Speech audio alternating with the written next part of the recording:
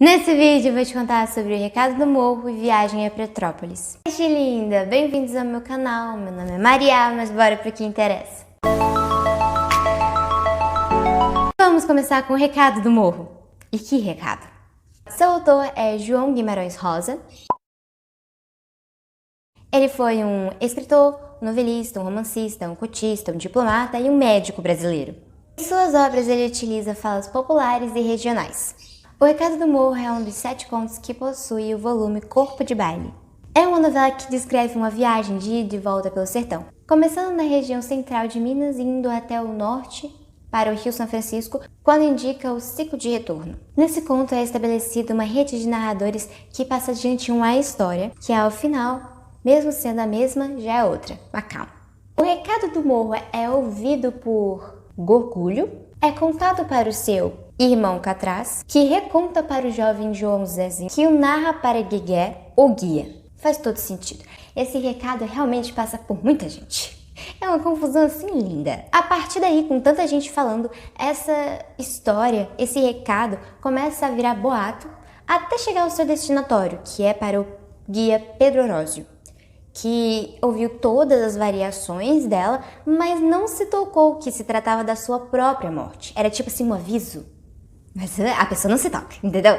Era um aviso da própria morte da pessoa, mas ela não se toca. Mas bora voltar um pouquinho para entender as coisas. Os guias, o Pedro e o Ivo, eram inimigos ferozes, entendeu? Não se davam bem com o outro. Aí um belo dia, o Pedro estava passando por um lugar lá, porque é também descrito várias paisagens do sertão e ele estava passando por uma dessas, ele viu um velhinho que tinha um recado para dar. Só que a criatura não lembrava muito bem do que era. Só lembrava que se tratava de um rei. Mas o que o rei tem a ver com guia, minha gente? Vamos com calma. De início, Pedro não dá atenção ao velho. Mas essa mensagem enigmática vai crescendo pelo sertão. A mensagem vai chegando ao ouvido de loucos, lunáticos, fanáticos, todo tipo de pessoa. Até chegar ao músico Laudelin, que transforma essa mensagem em música. O pressentimento de que isso era um ato violento estava aumentando. E tipo assim, meio que explodiu quando o Ivo, inimigo do Pedro, que era para quem o recado de morte deveria ter chegado, convida ele para uma festa. Seu inimigo tá te convidando para uma festa, entendeu? Eu não sei se você ia, mas o Pedro foi, porque o Pedro é muito inteligente, entendeu? Ele é muito inteligente. Era uma festa de reconciliação. Ai, beleza, chegou a noite da festa. Tava todo mundo lá na taberna, de boa. Aí do nada um cara começa a tocar uma balada que falava sobre um rei. Um rei. Aí você já linka com o rei que o velhinho estava querendo dizer, entendeu? Esse rei, nessa história, é assassinado pelos seus próprios vassalos. Só faltava isso para o Pedro entender o recado. Que o rei, que era tipo ele de uma forma enigmática, ia ser assassinado pelos seus próprios vassalos, pelas pessoas que estavam ali do lado dele, pelos seus falsos amigos. Era isso, entendeu? A pessoa assim... Agora eu entendi, entendeu? É esse o pulo do gato. Torna-se clara a mensagem que o morro estava querendo dizer pra ele. As pessoas, todo mundo, velhinho, todo mundo estava querendo, entendeu? Meu filho, você vai morrer, não vai pra lá. E a criatura vai, entendeu? Porque a criatura tem que ir. Mas tipo assim, antes da pessoa se tocar, ela se embriaga, entendeu? Ela bebe. E aí o Ivo e os capangas deles arrastam ele pra um canto. Mas aí a pessoa escuta, ela entra em um momento assim de sobriedade. A pessoa fica sóbria e aí ela entende, ela linka a música com um recado. E aí dá tempo da pessoa sobreviver, entendeu? Como ele sobreviveu, eu não sei, mas ele sobreviveu, minha gente. O Pedro, muito lerdo, muito inteligente, sobreviveu. Em resumo, é um recado que as pessoas estavam querendo para passar para essa criatura para ela não morrer. E agora bora para uma obra um pouco mais extensa, e obviamente não me fez chorar nem um pouco enquanto eu tentava resumir ela. Vamos para a Viagem a Petrópolis, de Clarice Lispector.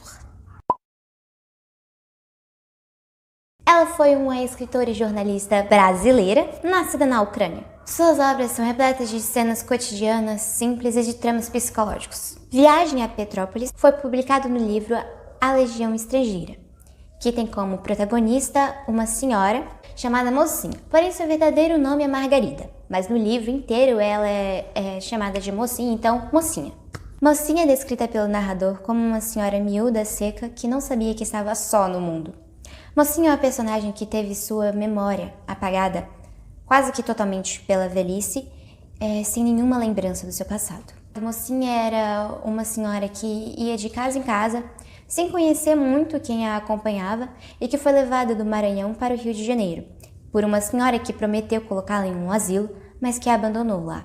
No Rio de Janeiro, Mocinha se encontra na casa de uma família, já há algum tempo, que não nota muito ela, mas quando a nota, eles querem que ela saia, e então acontece essa viagem para Petrópolis, onde eles também a abandonam lá. Narrada em terceira pessoa, a história da vida de Mocinha vai sendo narrada para o leitor com a perspectiva do narrador. A esse ponto do campeonato, entendeu? Esse ponto da história, a gente já percebe que Clarissa exibe a velhice como um peso para a sociedade, sendo colocada à margem da sociedade e muitas vezes rejeitados pelos próprios familiares. É por essa desvalorização aos idosos que passa a Mocinha, que perdeu seus familiares, que estava só no mundo e que dependia da boa vontade das pessoas. A personagem Mocinha tinha o hábito de fazer passeios noturnos e ninguém ligava, se importava ou dava por falta, como uma pessoa invisível que não fazia diferença estar ali ou não. Agora bora voltar um pouquinho. Essa viagem a Petrópolis abre, assim, um caminho diferente na vida da Mocinha. É uma viagem para um lugar diferente. Porque ela já tinha vindo do Maranhão para o Rio de Janeiro. Mas a ideia da família que queria expulsar ela, de novo, era levar para a casa da família de um irmão que tinha uma esposa alemã, em Petrópolis. Ao longo da história, Mocinha tem flashes dos seus filhos, do seu marido, de como eles morreram, do que tinha antes de estar ali. Mas depois ela voltava a não lembrar de nada, a se acostumar e a aceitar. Aí depois ela voltava a se perguntar por que estava com aquela gente, para onde ela estava indo, de onde ela estava vindo. Depois ela voltava a se acostumar de novo. Era assim, flashes bem rápidos, tipo, tô acordada e não tô acordada e não tô. O envelhecimento é um processo natural marcado por inúmeras perdas, e no caso da Mocinha, não são só físicas ou de aparência. A Mocinha não tinha acumulado nada na sua vida, ela não tinha posição social, ela não tinha bens materiais, ela não tinha nada que a trouxesse um sossego na sua idade avançada. Voltando para a viagem, ela chega a essa família em Petrópolis e já é recebida com maus olhos pela esposa do irmão do cara que ela estava lá no Rio de Janeiro. A esposa dele, a alemã, fica olhando pra ela de um jeito estranho, não deixando ela sozinha porque achando que ela ia roubar alguma coisa. E ela só ali, entendeu? Existindo. Ela tinha entendido que ela ia ficar cuidando do filho deles e ela gosta de crianças. Aí depois ela ficou se perguntando por que tava ali. Aí depois ela começou a ficar com fome, mas a esposa não oferecia nada pra ela. Enfim, quando o irmão desse cara chegou, ele disse que não tinha lugar pra ela e a expulsou de novo, pela terceira vez.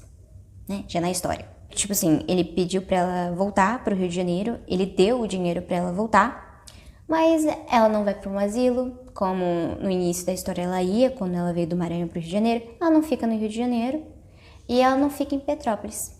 Ela simplesmente pega o dinheiro, agradece ao moço e sai em uma caminhada, pra última caminhada da sua vida. Cansada, ela deixa a vida, tomando outro caminho pela estrada. Em outras palavras, ela caminha e morre. Mas é mais bonito do outro jeito. Seu autor é João Guimarães Rosa. É um dos 7 contos que compõem o volume Corpo de Baile. Descreve uma viagem de ida e volta pelo sertão. O conto retrata o desdobramento de uma história contada e recontada 7 vezes. No conto, o vaqueiro Pedro Orósio faz uma viagem pelo sertão e alguns de seus companheiros preparam uma cilada para matá-lo. Ele só escapa porque o morro lhe manda uma mensagem construída ao longo de uma semana, de 7 etapas. E vamos para a viagem a Petrópolis. Sua autora é Clarice Lispector, tem como personagem central uma mulher idosa conhecida por Mocinha. Mocinha é descrita como uma senhora miúda, seca, que não sabia que estava sozinha no mundo. Mocinha é uma personagem que teve sua memória quase que totalmente apagada com o envelhecimento, sem lembranças do seu passado. Ela vivia de casa em casa, mal conhecia os que a acompanhavam, foi levada do Maranhão para o Rio de Janeiro por uma mulher que lhe promete lugar num asilo.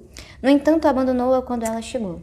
No conto, Mocinha encontra-se na casa de uma família já há algum tempo. A família quer se livrar dela, levando-a para Petrópolis e abandonando-a por lá também. Exibe a velhice como um peso para a sociedade e o maltrato ao idoso visto como alguém que incomoda, colocado à margem da vida social, rejeitado pelos familiares. Clarice Lispector nos faz identificar uma protagonista sem protagonismo de sua história.